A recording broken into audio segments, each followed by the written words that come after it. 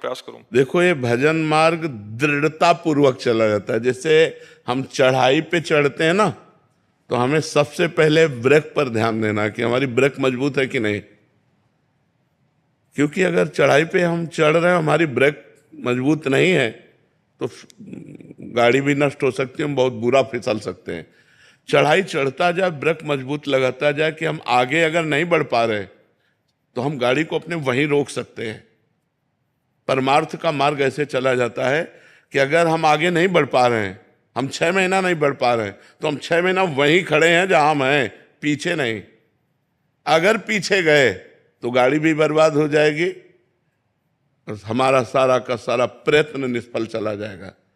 क्योंकि जब हम भगवान के मार्ग में चलते हैं तो काम, क्रोध, लोभ, मोह, मद, मत्सर ये अपनी पूरी ताकत लगाते हैं हमको पीछे घसीटने के लिए, और हम बढ़ना आगे चले जाए। ऐसे सुविधाएं नहीं मिलेंगी, लेकिन जब भजन के लिए आप चलोगे तो भोग की हर सुविधा आपको मिल जाएगी, भ्रष्ट होने के लिए हर चांस मिल जाएंगे, माया वो सब कर देगी। नहीं भोगना, मुझे भगवान चाहिए, ब्रेक मारो।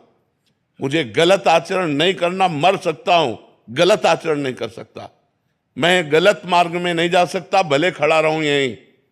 अगले जन्म में हमें रास्ता मिलेगा तो चलूंगा, पर मैं पीछे नहीं हटूंगा। इसमें ऐसे चला जाता है। जैसे हम बचपन से इस मार्ग में है ना, तो माया के प्रभाव को देखा है, भक्ति के प्रभाव को देखा है, भगवान के दुलार को देखा है, तभी तो इस मार्ग में आगे बढ़ पाए। तो ये क्या होता है कि हम लोग थोड़ा भय उपस्थित हुआ तो हे भगवान, और जहां भय गया तो हम भोगों में लग जाते हैं। यही हमारी गलती है। अगर हम 10 माला जप करने लगे तो 9 नहीं होने देंगे, चाहे सुख आवे या दुख आवे, चाहे शरीर स्वस्थ रहे या अस्वस्थ रहे। अपनी नियमावली यदि हम दृढ़ रखेंगे तो भजन मार्ग में आगे बढ़ पाएंगे, नहीं बढ़ पाएंगे। भजन मार्ग में बहुत कठिनता है। इतना दृढ़ निश्चय करना है कि मैं मृत्यु को स्वीकार कर सकता हूं, पर गलत आचरण स्वीकार नहीं कर सकता। मृत्यु आवे, मुझे मार जाए, वो स्वीकार है, लेकिन मैं गलत आचरण नहीं कर सकता, धर्म विरुद्ध नहीं चल सकता। ऐसा ब्रेक होनी चाहिए, और ऐसी ब्रेक नहीं है, ऐसी ब्रेक नहीं है। जहां फिसलन हुई उधर ही फिसलते चले जाते, तो फिर भजन कैसे होगा। भजन तो बहुत पवित्र वस्तु है।